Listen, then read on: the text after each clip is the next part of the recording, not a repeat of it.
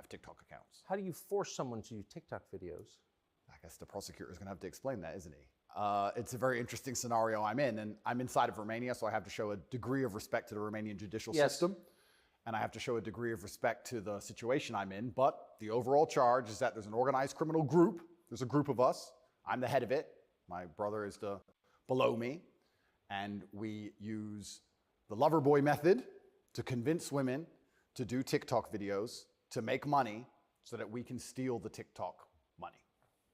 So there's no, just to be clear, you are not accused of pandering, of pimping, of forcing women to have sex with anybody. No, not forcing them to have sex, not restrain. It feels like the conflict between those two groups is getting more intense. It's certainly getting more intense, and a lot of countries like that. Philippines also. Yes. I can shut up and believe what I'm told in the news, but then why am I so unhappy all the time? Why am I depressed? Why does my life suck? Why does my woman ignore me? Why do my children not respect me? You're fighting a war, then you're fighting a war with your own mind. I'd rather have all of me on side and fight against what I know is genuinely evil. You can't escape the battle.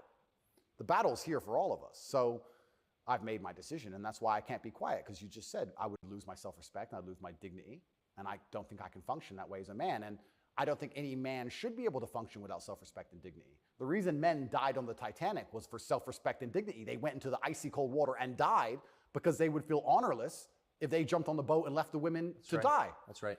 So when you have self-respect and dignity, you have a hard parameter, and you'll do things which are deemed crazy or insane because you believe in them and you stick up for yourself. And that's why they don't want men to have self-respect and dignity. Rather be a free man in your grave. Absolutely. So I can't be quiet, and I'm going to say what I believe is true. And I genuinely believe I'm helping the world.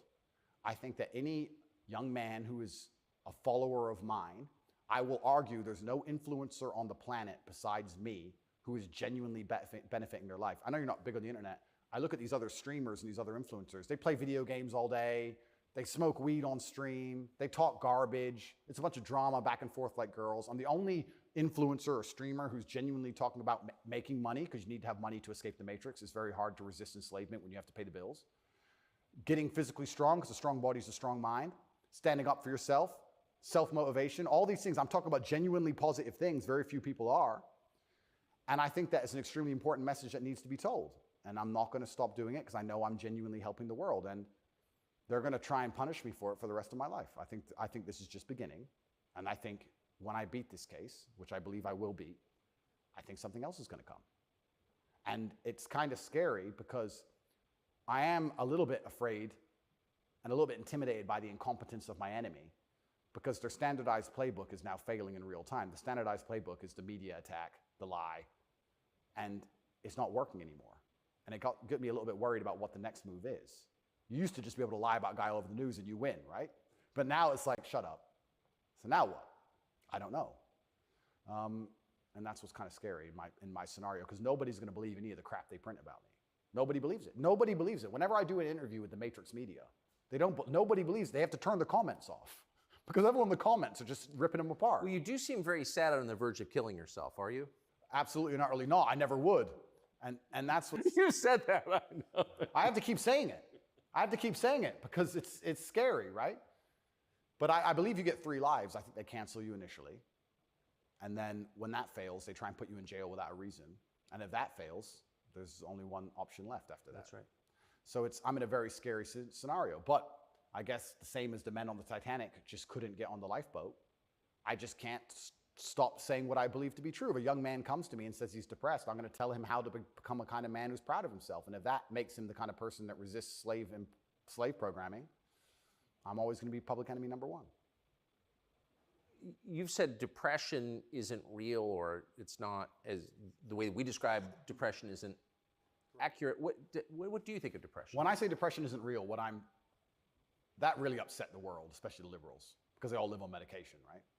When I say depression isn't real, I'm saying that because I don't believe in things that can take away power from me.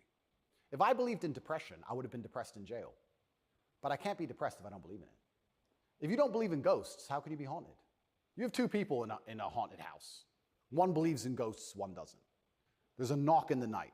One wakes up, calls an exorcist, is terrified, looks for a ghost. The other guy doesn't believe in ghosts. Knock in the night, goes back to sleep. It's the belief in the ghost that gives it the power. If I don't believe in depression, I believe in feeling depressed. Sure, we're humans, we have emotions. Sometimes we feel depressed, sometimes we feel happy. I don't believe in the idea of becoming a depressed person who has depression. I don't believe in that. I don't think that's possible for me. So if I don't believe in it, how can it happen?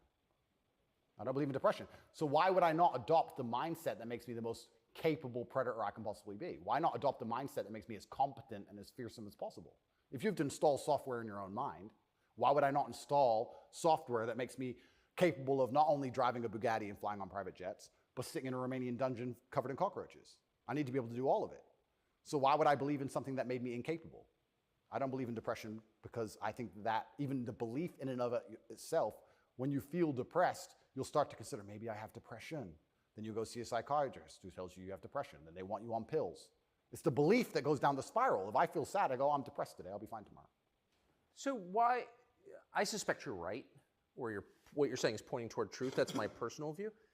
But even if I disagreed with you, I disagree with you. Why is that so offensive, what you just said? Well, that's what's interesting, because when I said depression wasn't real, the number of people who would attack me defending depression, this is why I didn't understand.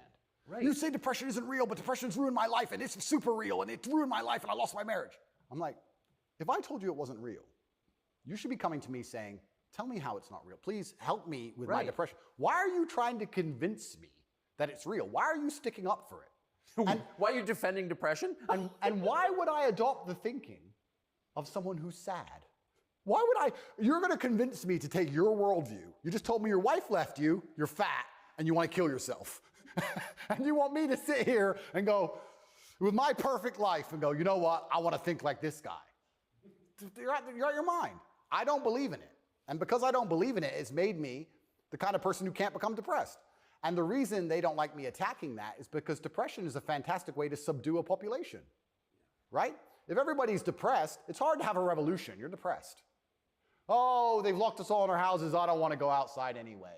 I'm sad, right? So depression's a fantastic tool of population control. They have no problem with you being depressed. They have a problem with you being the opposite, principled and energetic. No, you don't want principled, energetic people. That's a problem. A bunch of depressed people, easy.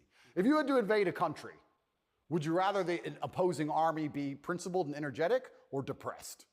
I'll tell you, I would not want to be invaded by a cheerful army. Absolutely. That's scary. They're having too much fun, right? You want them all to be depressed. So a morose army is easier to defeat. I agree. Absolutely. So depression is a defended idea. You're not allowed to even talk about it. You're not allowed to help people get out of it, right? They like the idea of a depressed population. And this is what I say to people. Now, I'm not stupid. I understand like PTSD is real. I understand mental health is real. I'm not saying that, but I say if you're an 18-year-old boy or 18-year-old man and your life is pretty much okay, bacteria didn't steal your eyesight, which could have happened. You never had a car crash and lost both of your legs, which could have happened. You're actually very fortunate. And you wake up and you say, I'm depressed. I think you're an idiot. I don't think you're depressed. I think you've been psyoped. I think you feel a little bit of depression, and you can fix that by changing your life. I think if you became rich and strong and smart and successful, and you worked hard, and you dedicated yourself, and you were motivated, and you tried your very, very best to become excellent, you probably wouldn't feel depressed anymore, which means it's not a disease, is it? So why would you, the only reason you're even saying you have depression is because you believe in it. So you're arguing for cause and effect. You're saying if you live a certain way, you're going to feel a certain way. Absolutely. And I also would argue that I think we've evolutionarily, even though I do believe in God, I think that we've designed ourselves and the human has grown into a way where if you feel depressed or sad, I think that's a fantastic trigger or a warning signal to do something. If you were to say to me, Andrew, you have to complete this monumental task. You have to conquer the world. I would say, okay, but I need a emotional motivation to do that. I need to be unhappy having not completed the task. You know, I need to be uncomfortable, right? If you're uncomfortable being out of shape, you'll get in shape. If you're happy being out of shape, then you're just going to stay out of shape, right? So if you feel a degree of uncomfortableness inside of your mind, I think it's just your mind telling you that something about your life needs to change. Yes. You need to get up and change something. Guys would say to me, I'm depressed because I'm fat and I have no girlfriend. And I'd say, no, you have no girlfriend and you're fat and that's why you're depressed. If you go change those two things, you'd probably be surprised that your disease goes away. I had another guy say he was going to kill himself. I said, listen, it's back when I used to reply to my emails when I was smaller. I said, make me a promise, get a six-pack first. of beer? I said, get a six-pack first, get in fantastic shape, and then do whatever you want. Didn't want to kill himself once he was in fantastic shape. So he did it? Yeah. I have the before and after. I'll put them on Twitter. Kind of interesting that, isn't it? So how are we going to say we have this disease, which is cause and effect? How are we going to say we have this disease where there's something wrong with you as a man, you have a disease because your life sucks? I mean, I don't think that's true. I think that your life just sucks and you should change it. And another thing I also preach, and this is another thing that's very important, I also think as a man, because life as a man is pain and suffering, and when I say that, because you're never going to be a good man or good at being a man without pain and suffering. You're going to have to go through a bunch of shit and have a terrible life to become a good man. I think you should embrace that and accept it. And I think that the correct mental model for men to have is a degree of stoicism and not to be too concerned with even how they feel. If I woke up today happy, I would have done this interview with you. If I woke up today sad, I would have done this interview with you. What's the difference? Why put so much importance on my emotion if certain things must be done? I must work, I must train, I must see Tucker Carlson, I must resist the Matrix. You've got duties. I've got things to do. So why are we going to sit around and talk about how I feel if it doesn't even affect how I act? And as a man, it shouldn't, because there's too much to do. And the masculine world is hyper-competitive. This is another thing most people don't understand. Totally agree. It's hyper-competitive out here. All the women want a few men at the top. The Ferrari, you don't want a Ferrari to drive fast. You want a Ferrari because other men want a Ferrari and can't have one. It's hyper-competitive. So if you're competing against every other man for every dollar you make, every girl you see, the house you live in, the car